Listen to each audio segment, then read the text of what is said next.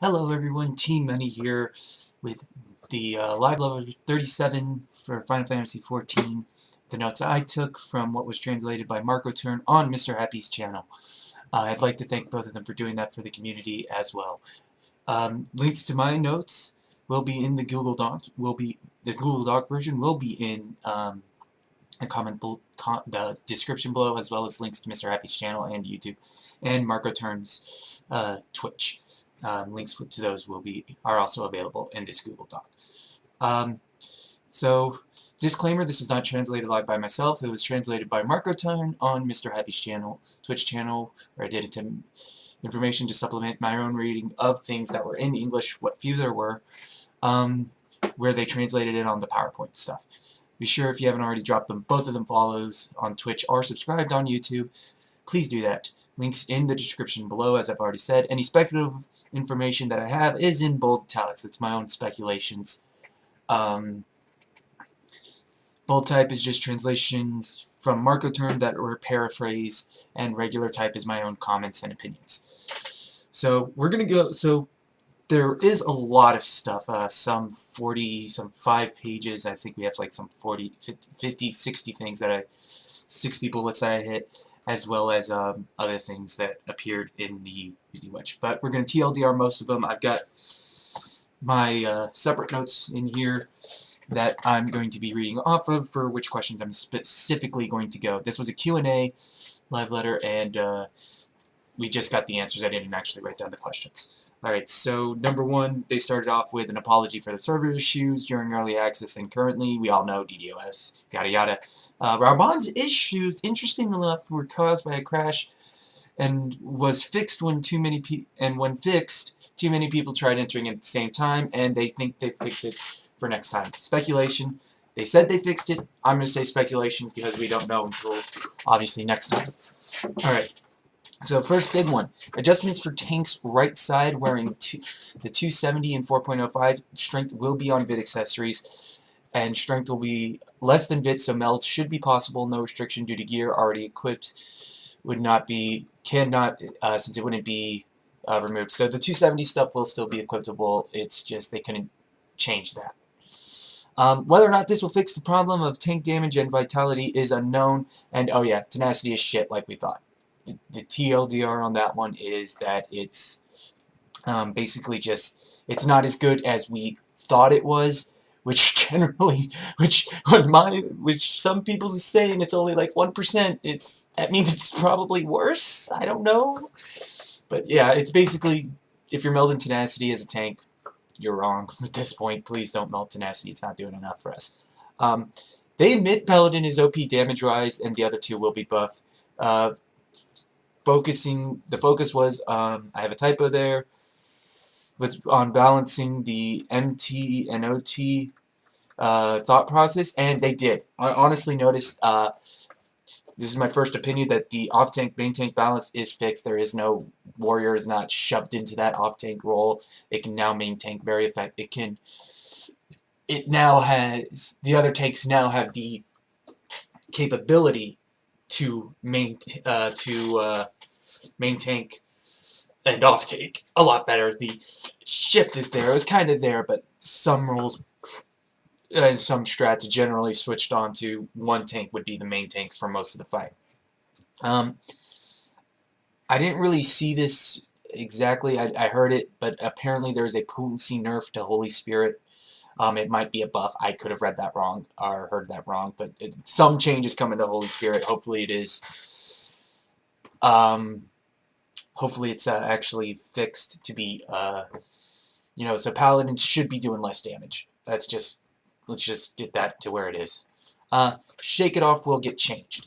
This next thing is a good thing, because honestly, I see use for it against trash mobs and dungeons, maybe, but it really has no real use for it in a raid setting that I can see, because most of the debuffs that we get, you can't even Asuna. So, who knows how it's going to get changed, but it's going to get a change. Here's the big one, because I know a lot of warriors have complained about this. I personally thought it was dumb, but the beast gauge will not be reduced when stance dancing as a warrior. Thank you. Thank you. Potency increases for dark arts and adding new effects to other abilities. Hey, that's great. We won't know until we see it in 4.05, but hey, that's some good news. Dark Knight is getting buffed. Feedback is requested, so if you, it's like me, play Dark Knight, do give positive feedback in the forums. Use the forums. Give good positive feedback and good negative feedback. So if something's not working, give it negative, but don't just go bashing. That's just going to get you banned and no one's going to pay attention to you. Alright, up next, this is a good one. Roll actions are causing a dilemma for healers, and we're not getting more roll actions. Healers, you ain't the only ones with dilemmas. Tanks have the same problems, trust me. It's just yours are worse because it's a lot of mandatory, almost mandatory skills are getting rolled into this, so while this is going to be a problem for pug content, in a raid group, decide who's taking what and stick with it. Stick with it. That's just the best advice I can give, because yes, there's issues, but you need to decide on what you got and stick with it. Pretty much, on my healers, I take Protect, Asuna, Lucid, Dreaming, Swift Cast, and the Healing Boost. You know, because I'm a healer, need to be able to heal.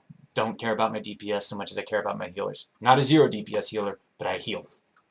But prioritize the heals. Up next, we got Astro and Scholar gauges are not showing up, showing cards and Aetherflow and party list. That'll be adjusted in 4.1 to be shown in the party list. This is good because now double Astro will be able to see who has what card and what spread, etc., etc., etc. And mostly, it's going to be good for the co-healers to be able to say, okay, this guy can do an Indom, Sacred Soil, Lustrate. I haven't touched Scholar too much since 4.0 launch, so I don't know exactly what still takes Aetherflows and what not. So I highly doubt that's changed, but it's good. It's good that that'll be. You don't have to go and ask, hey Scholar, when can you Lustrate again? When can you use the Sacred Soil? Can you Indom here? Things like that nature. Scholar nerfs that came out at 4.0 will be adjusted in 4.05. Miasma 2 is back and reduced recast timer, and I think it was increased range or I think it was increase the range of some abilities on Scholar. I would definitely check out Happy's video on that to double check me. I think I'm 99% certain it's increased. In fact, I'm actually gonna change. Oh God, I can't. All right, hold on 1 second. Edit. Yeah, because I'm 90% certain that's wrong. I'm gonna go ahead and fix that typo too. God, don't you just love it when people don't proofread their shit fully until they decide to make a video? Whatever. Moving on. Alright. Astra will get a new ability to discard a spread card. I don't know what the hell that means. I have no idea what the hell they meant by that. Until we see it, we're not going to know what it means. But hey, that's coming, so I have no clue what they're talking about. Something to look forward to, I guess. And White Mage will have adjustments to Cure 2 and Lilies. Up next, we have the goal to make the DPS gap smaller, but there's still a gap. It was not intentional to have the gap still there, and adjustments will be coming. Here's my thoughts on this.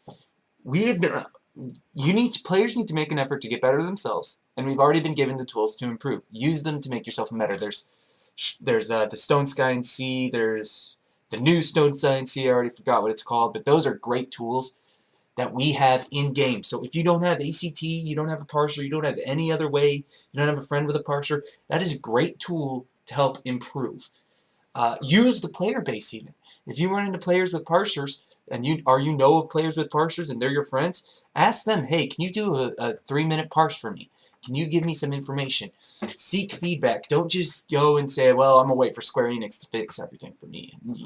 You got to improve yourself. Okay? Up next, we got the Dragoon is getting adjustments in 4.05. Mirage Dive will be shorter, and the range of Dragon Sight will be increased to 12. Elusive Dive will have a 30-second recast. Again, I don't have my hand in Dragoon right now, so good, I guess. But we'll see how that goes. Monk is slowed down by Fist of Fire. I did notice that. I'm not sold on it. I think it's good. I think it's kind of bad because it does take out some of the fun and technical aspects of Monk that were there in 3.0, 3.x, rather, of how fast they were. But it's also good because now Monks don't have a TP issue. Not that it matters. Everybody has Goad and Invigorate. Alright. Machinist Heat Gauge made the job harder, and adjustments will be made and buffs to damage dealt. Hot Shots, 5%, it will be increased to 8%. Again, Machinist, I didn't have my hand too much in it in 3.x because I wasn't a fan of it. So far from what I've heard about 4.0 Machinist, it's actually not really good. It's probably going to be one of the last jobs I level, but we'll see. Okay, next is Demi Bahamut. I do see a big problem with Demi Bahamut. It is too big and can't be made transparent or stressed to the system when multiple transparent objects collide. They are going to adjust the size, not until a later patch though. Here's a tip: if you're having an issue with it, zooming the camera out will definitely help for others. Summoners probably have it harder though. You're just gonna have to zoom out and adjust the camera for right now. There's been a request for a physics adjustment for Summoner due to Vercure being exceedingly useful on Red Mage. I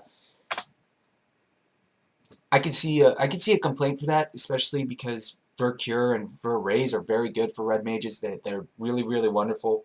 A Yoshi P literally said, "But it's a Summoner."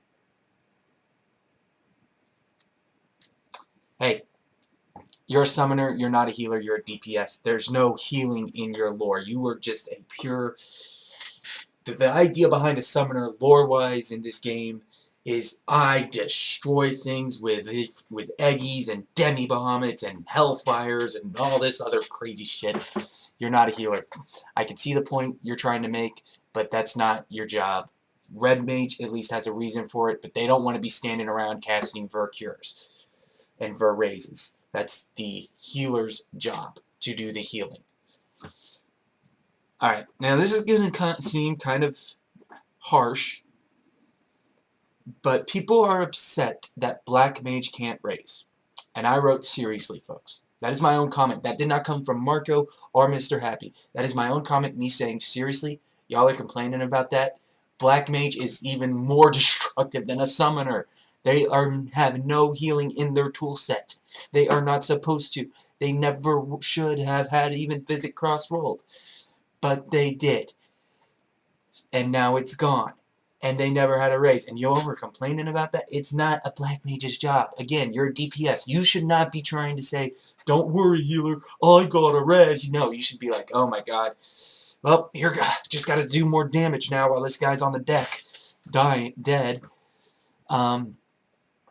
And there's no, and they're not planning to adjust that, especially even though Red Mage has Verraise and Vercure, because it is built into the lore of Red Mage that they have a mix of white and black magic. White magic is healing magic with arrows, stone, and water.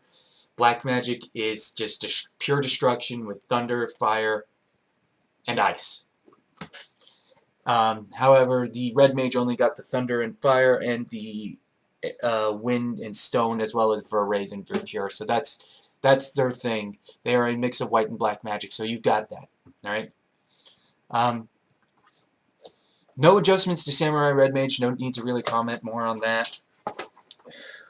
Okay, up next. Good news, Black Mages. MP adjustments to Fire 4 and Blizz 4, as well as cast times, are going to be reduced to 2.8. Don't forget, if you have your spell speed will affect that.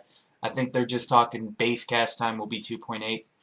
Again, I haven't had my chance to do much with Black Mage yet, so I'm not gonna speculate on stuff I don't have information on.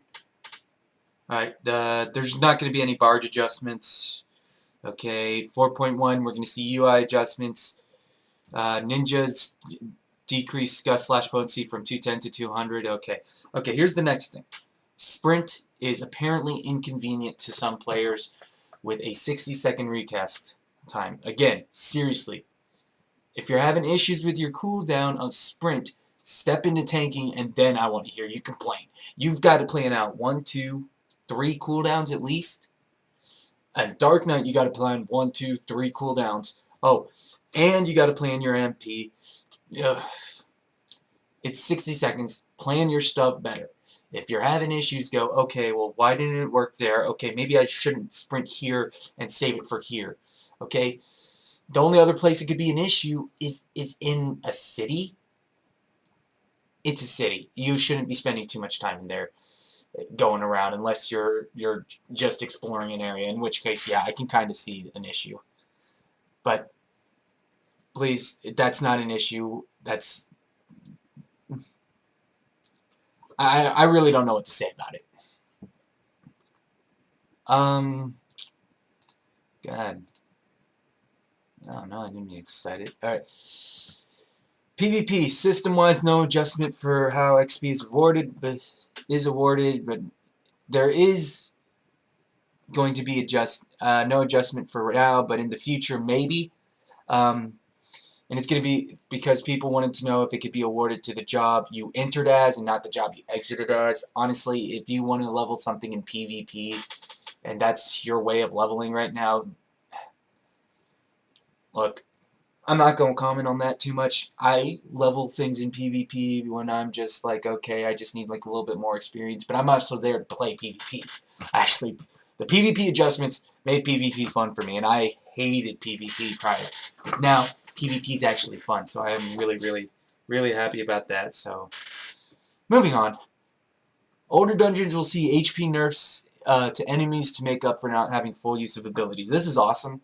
The reason I think they're not going to allow us the full use of our 3.x and 4.x abilities in the 2.x dungeons is because they don't know exactly how many players, and there are players out there who are potentially still subbed, they just haven't played in forever, who only still have a Realm Reborn. And might only just be playing a Realm Reborn because they're saving up to buy Stormblood or Heaven's Ward, etc., etc. So that wouldn't be fair to them for us to have those 2.x, 3.x, 4.x abilities when they can't even access the level 60, 70 content as far as I'm aware. I could be wrong on that. Don't quote me. That would be a great question to ask some of the others who are in that situation. Because if you can't get to level 60 or 70, you won't even... Because you're in, you still don't have Stormblood or Heaven's Ward, you won't even, it's not fair to you, basically. I digress. Alright, so news, Alliance Raid Roulette and cross-server in 4.1, so that's awesome. Labyrinth of the Ancients will only require 1 tank per alliance, but unsure if it'll be ready in 4.1 because they have to adjust how some of the fights work. This is good news because it's always bothered me. Like, mechanically it was interesting, but honestly, even now, if I tank Labyrinth of the Ancients, I'm like, if I'm not holding thread on something, it's like, do we really need 2 tanks? I'm just here to hit things at this point. But it's gonna be done, and so that's gonna be, so please look forward to that. Should be a little bit faster for getting more DPS into Labyrinth of the Ancients, etc., etc. Alright, moving along. Sorry, kind of have to keep looking at this. Alright, adjustments and achievements for the 50 and 60 frontline maps. Again, I'm new to PvP, so this is all news to me. Omega was chosen due to developers being around when FF5 was released and loved it. They wanted to bring that in a way that fitted into 14 and are quite stressed because they are trying to make it successful. Here's some stress relief. Dev team, if you see this, or community team, bring it up to the dev team. It's going good. I like the story of Omega. I'm just waiting for Savage, but the story so far is great. I can't wait for the next raid tier. Let me go ahead and fix that too. Yes, I did. Yes, I did. And yes, I did. And yes, yes. Please pardon my spelling and shit, because apparently I suck at spelling. Alright, so up next we have, Super Savage. Alright, so this is something that a lot of people are excited about. I know I personally am. I can't wait to beat V4.0 and get into Super Savage. That's gonna be fun. Alright, it's still getting worked on, and it will be released in odd number patches. This is not a 5th tier, and more 411 is to come in the next live letter. It is described to be chaotic overall, so it is going to be fun and interesting to see, but we don't know what we're going to have until we get it released, until we get our hands on it, or until we get even a preview of it in the live letter. Maybe we'll see what happens in the next live letter. Alright, so up next we have Omega Savage.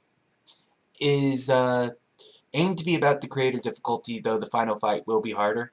This is good news. I'm slightly concerned about the final fight being harder, mostly because I'm concerned that some of the more casual raid groups might have issues with it. Its creator was so easy, you could pug A9 in by the end of the first week, and pug A10 by the end of the second week. 11 and 12 were kind of iffy, but you could pug them if people actually just paid attention and started practicing. But the final fight not being able to be pugged at all might be an issue, or it could be pugged, but you have to have everyone on voice chat, and people just need to stop arguing. There is 90% of your gripes with raiding in general right now, is that people need to stop fighting. Alright, so no blowgun in battle, just used for variation in side quest and MSQ. Hey, that was cool, but yeah, please, I don't want to see that in raid, or even in just, you know, dungeons or anything. Wait, what? Oh, because my thing's right there. I see. Alright, in the future, plans to add something to replay events like the Nandam and the Azim Step. That is cool. I do like that. I'm actually exceedingly looking forward to that. Alright, up next, there's a merchandise-related question. If you want to see that, you're going to have to check out Mr. Happy's. Or you can search for merchandise in their own store. That's irrelevant information. Alright. Someone asked for a sub-story about the NPC looking for a wife in Azim. Maybe in a later date. Alright. This is praise for Shinryu from players. Thank you. That fight was awesome, and I did love it. The elemental surprise was based on the chest from 5 in the original dev. Said he died when Yoshida complained to him about it. And that's just funny. Yoshi P complained about a fight being too hard and wanted it nerfed, and he said, "So, I died. I developed it." So, basically, shut up. And right now, they have no intentions of nerfing Shinryu. This is good. Shinryu is a final boss, and it felt like the final boss of the expansion. It felt like you were actually fighting a fight, you know, basically almost for your life, for the realm, etc., etc. So if you're a lore person, that fight was awesome. I love the lore of this game. That fight made me... It was excited. I knew there was going to be a last trial. I knew it because, I mean, there was Thornton in Heaven's Ward, and that was basically my only reason for suspecting we were going to have a final primal. I just thought it was going to be Fuziwatch from Xenos. Thank you, Brain.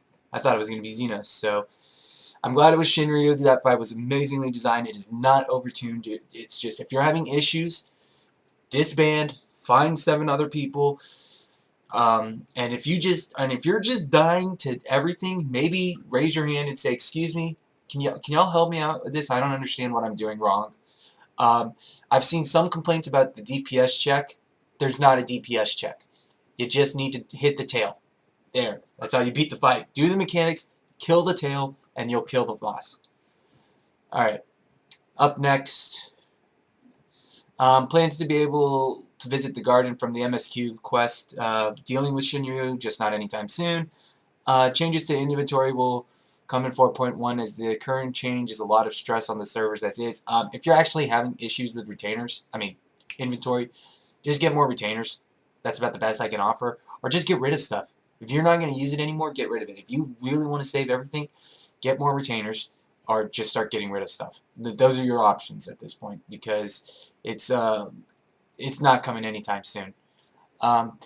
Also, retainer inventory is different, so adjustments to their inventory will come later after more data is gathered. Next one, the Adamantoise mount sits fire underwater and is weird. For the third time. Seriously, y'all are asking about this. Granted, it's quality of life. I'm more angry at Square Enix answering this question in a live letter. I'm more angry at that decision to take that question than a player asking about it. However, I think honestly that should have just been in straight up feedback, not a question. So if you're the guy who put it in, it's a fair point. I'm not gonna bemoan you that the other two were get good kind of points. Other than the Black Mage one, which was just stupid. The other one was just I don't want to say get good, but just plan your stuff better. But this one is just, you know, I think should have just been taken as feedback and left there. I did like the question about the Sahagin mount being able to swim. I do want to see some of the non-flying mounts that are clearly aquatics capable of swimming, even if it's, you know, but it's kind of weird, because basically what they explained it is that your animation for underwater is the same as flying, and I flew my Bismarck bird underwater and it looked like flying, so I guess. Alright, so Xenos' sheath spins because it's cool, and he has so many katanas because he kills so much he breaks them. Interesting lore tidbit. Moving on. Request for more jump puzzles in Kukani that are higher, however there are graphical problems associated with that. I like the idea of jump puzzles. I just don't do them because I don't have time. They removed the field instances. They're going to bring them back in 4.05. Something about mobs. I really don't understand why, but hey, whatever. It's happening. It's also probably happening because Savage is coming out. So maybe. I can only theorize at that point. Alright. We are gonna, so here's the big thing. The changes to Savage gear and shit. Or gear drops. Alright, so this is where I'm really, I don't want to say concerned or anything, but I'm just kind of not 100% on what I got here. But here's what I got. The gear drops and the token drops and the chest, we didn't, if anyone really expected that to change, no, it's not. One chest in V4.0 will have an item that can be turned turned in for any weapon from 4.0 Savage. From V4.0 Savage, the item changes in accordance with the user's current job. That was stated by Marco later. However, that was translated in English, so I got that down. Weapons will drop as well. And the system is that one will get their weapons, and if lucky, lucky two will. If that turn-in thing drops, two people should get it. So if someone, if there's a samurai, right, and his weapon drops, he should not be allowed. He should not be rolling on that second weapon drop, as in the item that gets turned in. So basically, if you do that, you're a buddy fucker and a blue falcon, and honestly, if I rated you, you'd be done. You'd be gone. You'd be out, and I would personally see that your name gets blacklisted all over the freaking raid scene. Just because that's just a dick move. The only people who could potentially roll for a second people are the people who have to roll on 2 jobs for the raid. Those are the only people who are allowed it, but if they already got one, they don't need the other right now. They're just going to have to wait their turn. And that's the only time I would even remotely accept it. And then, even then, it was only if it was literally his last thing he needed, and then he said, man, I'll just take it when I get it. I just don't think you should either way.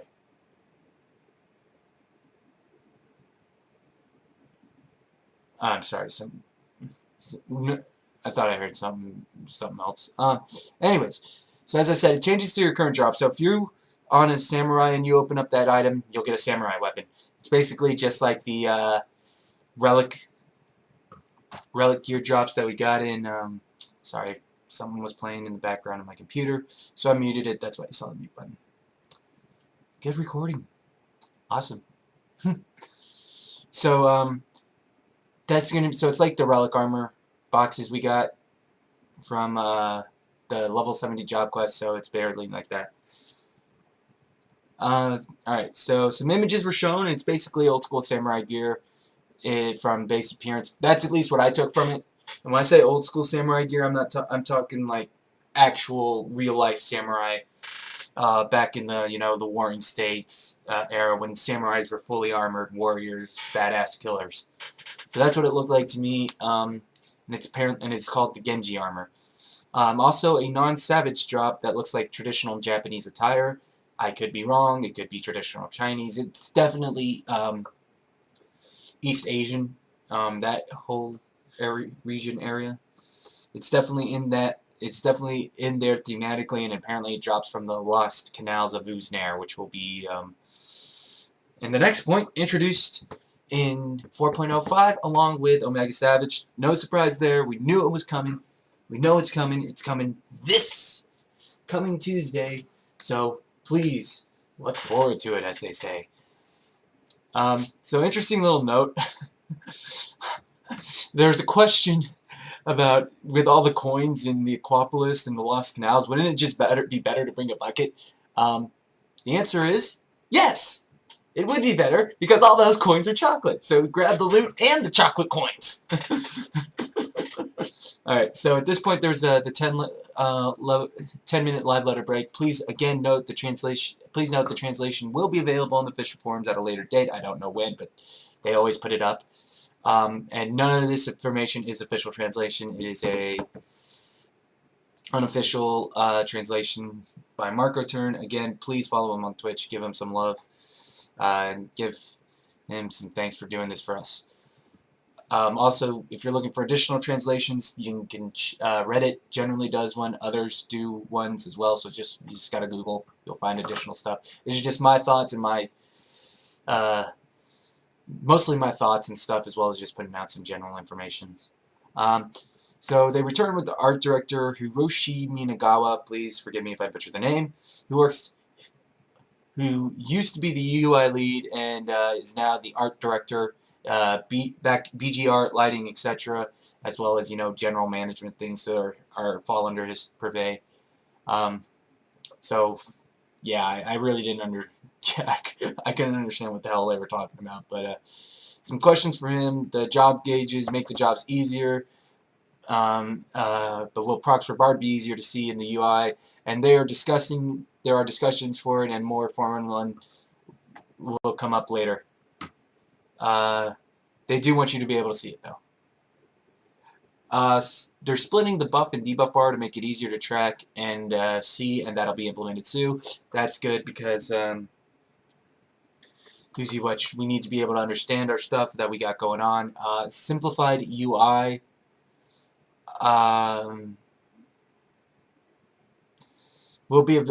Will most likely be in 4.1. So if the UI is too overly complex for you, I don't see a problem with the UI. I actually like it, but they're saying they're coming out with a simplified one, and that'll most likely be in 4.1. So if you do have issues with the UI and you need a simplified version of it, that's coming in 4.1. You should be happy. You'll be able to deal with it, etc., etc. And they're going to do transparency along with other adjustments as well for the job gauges. Transparency for the job gauges and other adjustments. Correction. However, I just found it moving it somewhere unobtrusive, and proper camera movement makes this an odd thing. So if you're using your camera, if you're using all the tools that I've said before to make everything easier with what you're given, that's gonna make the job gauge a non-thing. So that's my recommendation for you for right now until 4.1. And there are plans to make it not display at all. I kind of just, the job gauge part to me, I'm going to be honest, I was like, okay, this is kind of not stuff that I need, because this isn't stuff that bothers me, but it bothers other players, so I can see a point. I can see a point. There's going to be adjustments to the target buff and debuff, so meaning the boss or whatever you're putting the smackdown on, and the focus target itself, so look forward to that. That might make things easier. They've also asked about PF content that is locked. Will there be a filter to not have that display when you go into PF? They feel you shouldn't have to see that, so that's some good news. That they are looking into doing that. So if you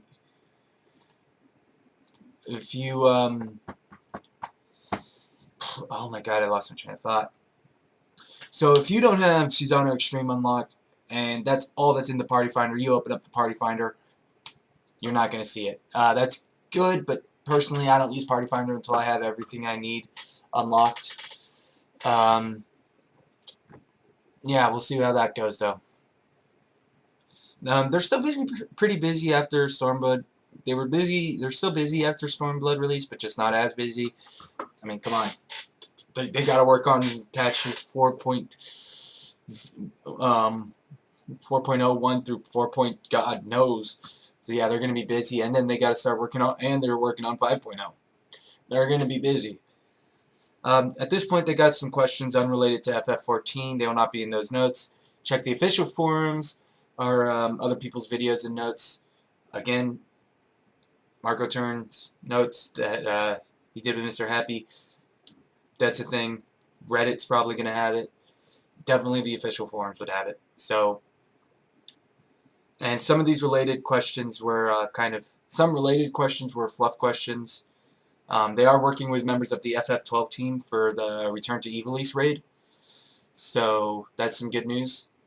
I didn't play 12, so I don't really, it doesn't affect me, I guess. Kind of sad, but whatever. So we're moving on to the next thing. Debate on whether or not you can set up hotbars with unacquired abilities. They are looking into it. I can see the point for this because you kind of want to get everything there. But I am sorely, personally against this. Because if you got an unacquired ability, you don't know how it works, and you just straight up put it on your bar, and then you go, oh my god, now I'm so used to it being there, and it doesn't work how I think it works, I need to move it over here. I just don't think it's a good idea. Because you might want to move something around later after you get this ability. I know I play with my hotbars at least on a monthly basis, just trying to improve things. Some of the base stuff won't change, but things do change. Alright. And again, some of the questions continuing to provide insightful information are not going into the notes as they do not affect the overall gameplay. Again, other people's notes will have them.